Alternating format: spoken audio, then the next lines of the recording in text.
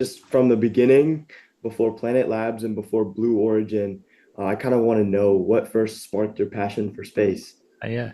Well, my mum would say that I've always just loved it. I mean, she tells me as early as 4 or so I was going on about space, and I remember like Lego was very influential for me. So I had a lot of space Legos when I was like really young, and I still do. So there's a ton of Lego actually over there. I have Yeah. one of the original models that I had when I was a kid, so still have it. So So the background behind you, t tell a little bit more about it. So, I mean, oh yeah. you have the Legos, you have the music. I know you're big in music. Tell me more about it. Yeah, I just realized there's a guitar missing from the rack at the moment. That's over here. Um, yeah, I think people have a lot of passions, right? And when I was in high school, I wanted to start a band, and when I was in college, I wanted to be an entrepreneur and start a band, and so I set up a recording studio in my college dorm. So I've just always liked music as well, and when I was in grad school, I did my university bachelor's in physics and math, and then ended up doing a PhD in physics. But the PhD, I got really busy, and I remember Yeah. like selling all my guitars and like giving all my music gear away to friends because like I can't study and like be a world class musician at the same time and practice 4 hours a day. So my brain kind of exploded. So I got rid of my guitars, which I regretted. So now I've been slowly rebuying them back, and just doing music. And I think it's good to have like a mixture of like different interests, Yeah, of music and course. science, and I think they fit very well together. So Definitely. It's very important to have other hobbies other than like STEM. But onto STEM. So how did you go from physics, getting into aerospace and getting into the nanosatellites? yeah, that's a great question. So I always wanted to go to space personally, and so that was my dream. And then when I was 17, I thought, well, because in Australia we don't have we didn't we do now, but when I was in high school we didn't have a space agency in Australia at all, no version of NASA at all in Australia. And so the only real pathway that any Australians had taken to get to space was become American citizens. So I thought in my 17-year-old brain, I'll join the Australian Air Force, I'll get transferred to the United States Air Force, then I'll become a NASA pilot, and then I'll fly the space shuttle. So that was my sort of idea.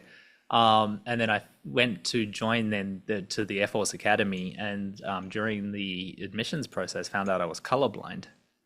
And so they told me, no, you can't do that, and they stamped my medical record permanently medically unfit for duty, so I can't join the like military in Australia anymore because I'm just slightly colorblind, but enough. If you're flying the shuttle, they like push the green button, and I push the red Yeah. one. It's a bad day for everybody. Um, so I couldn't be that version of like a traditional astronaut. So I was kind of bummed out, and I had to find some kind of plan B. So everything you just described was my plan B. So instead of doing aerospace engineering, I did physics because I thought that might help me. It turns out it did.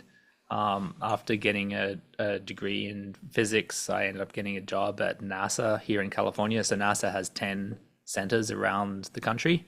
It was like an act created as an act of Congress. So you have centers in all of the voting states, like Texas and Mhm. Alabama and Florida.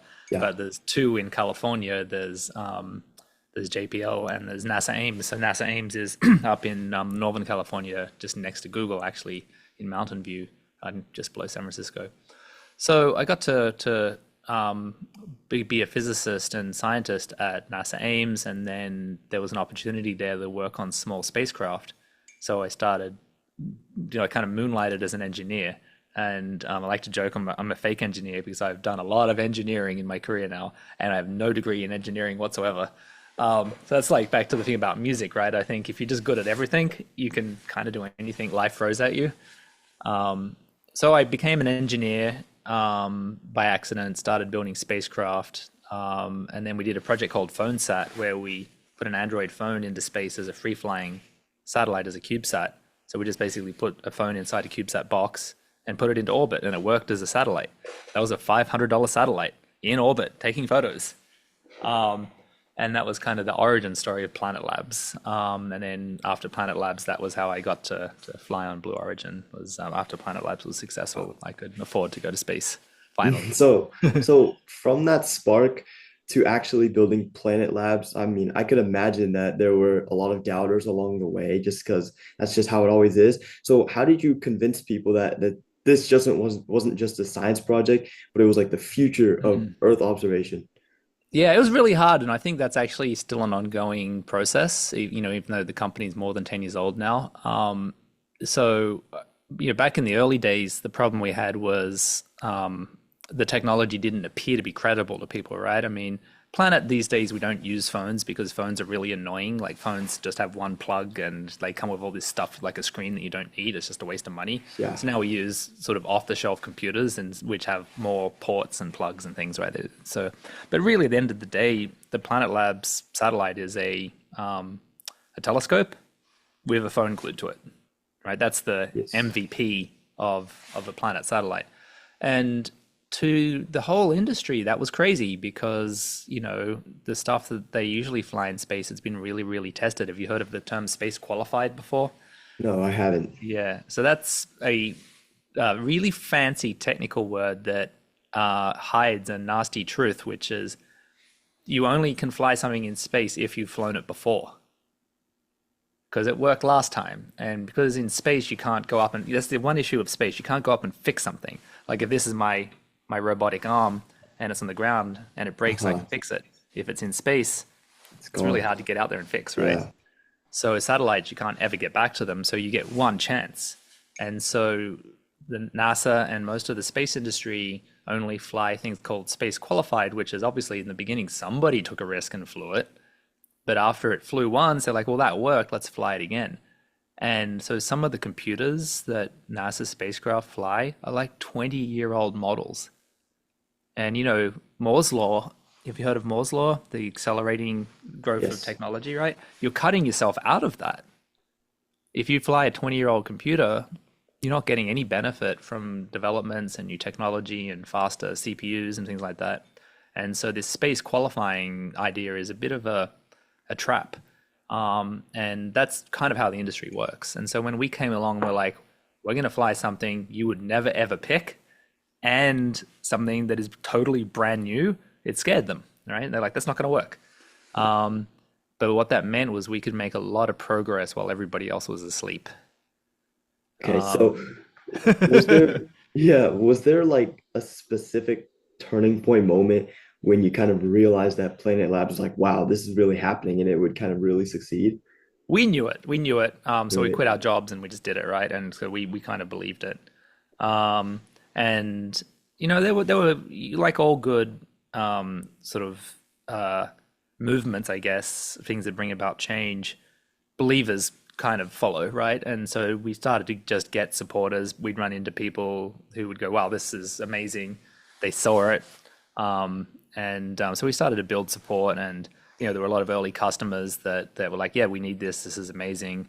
And so it just happened piece by piece, and you know, slowly win people over. One of the hard ones was actually the U.S. government because Mhm. they were so used to really, really, really big spy satellites, you know, like ones the size of motor coaches, that the idea that they could get value out of something the size of a loaf of bread was kind of scary to them as well. But now they're a big user as well, so you know, need lots of reasons. So. Yeah, so the your satellites, they've helped us see the world in the ways that aren't possible before. So could you share us an example of where that daily Earth imaging made a real impact on the ground here on Earth? Yeah, so there's so many ways. So what's cool about Planet, for those you know anyone you know that you might show this to that doesn't know, is we have hundreds of satellites in orbit. And I Yep. like the background you have there. So imagine like a line of satellites over that Earth you're sitting behind. Um, they scan the whole Earth every day. So we don't like a big spy satellite or a normal Earth imaging satellite. You have to point and shoot. Like I want this photo, and you schedule it, and I want this photo, and I want this photo. Ours, we take every photo every day. So if something happens, we already got the photo, or we're just about to get it for everything. And so Uh-huh. when there are things like landslides, floods, hurricanes, earthquakes, um, we have the photo of the day of, but we also have the photo of yesterday. Yeah. And that means we can take the two and we can compare them and immediately work out what happened. And Okay. if it's Wow. any other kind of satellite, they didn't have yesterday's photo. They don't know. Maybe their last photo was 2 years ago and they never looked since, right? And then something happens, they're like, quick, point a satellite there, see what happened. We have yesterday's photo. And the magic of having yesterday's photo, today's photo, and tomorrow's photo is that you can then automatically create maps. You can go in and help people right away. You can see what happened. Like, let's say there's an earthquake and that creates landslides. We can tag all the landslide locations. And then if they overlap with an urban area, we can say, send help here, not here. And so we can help first responders, respond to things. Same for fires, floods. So those are the big ones. There was a big earthquake in Nepal many years ago now, but they didn't have any maps. There were towns that weren't actually on official maps.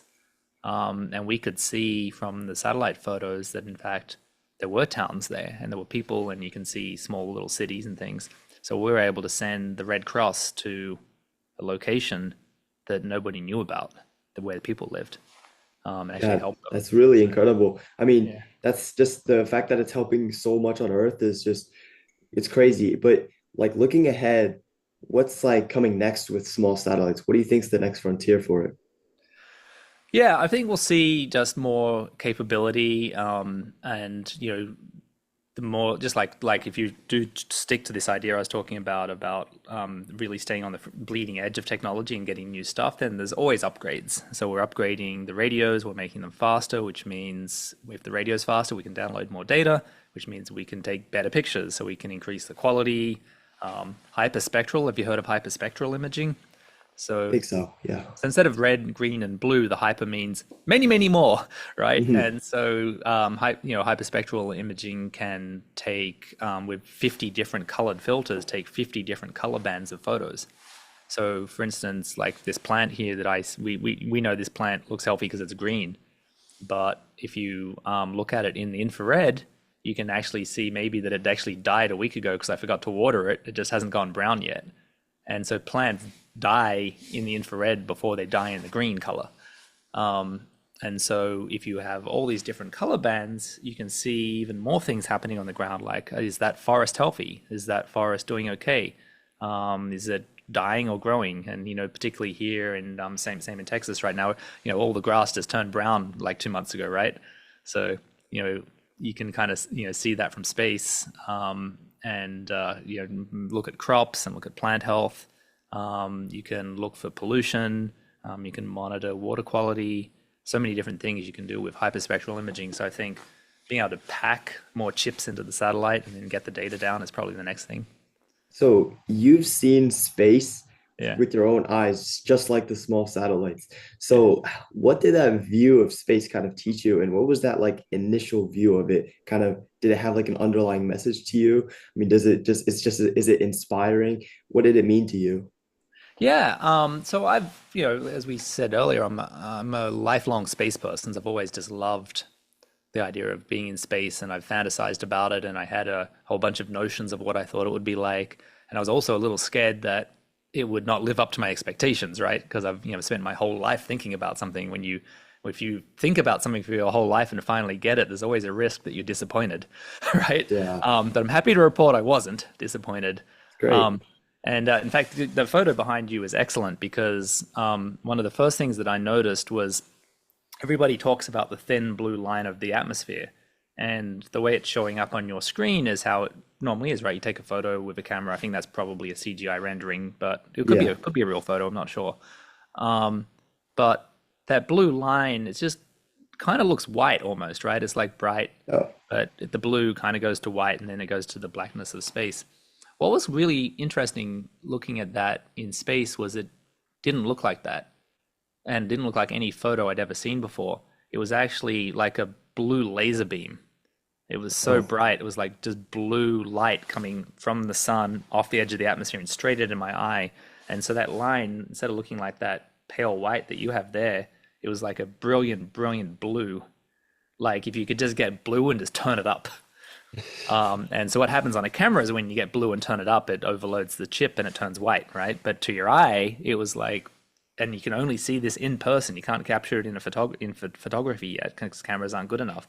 But to your eye, it's like this brilliant sheet of blue light coming straight at you. And it was the most beautiful thing I'd ever seen. So it's pretty similar to this line up here. Is what you're saying? It is that curve, except that they're trying to make that look bright by making it white, but in Yeah, fact it just is more blue. It's like the most insane blue you've ever the seen. best blue you could ever seen. Yeah. Okay. And like the rest Wow. of that photo is also blue. So imagine that blue on that line, but 1,000 times bluer, if that's possible. That's Wow. kind of what it looked like.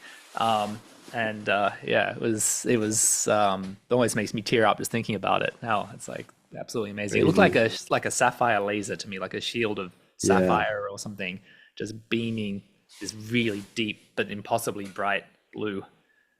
So, as more and more people are going into space, Yeah. what do you see as like our greatest opportunity and our greatest risk from going into space? Well, the greatest risk is we make a mess like we always do, and the human Yeah. race is not great about Yeah. cleaning up after itself.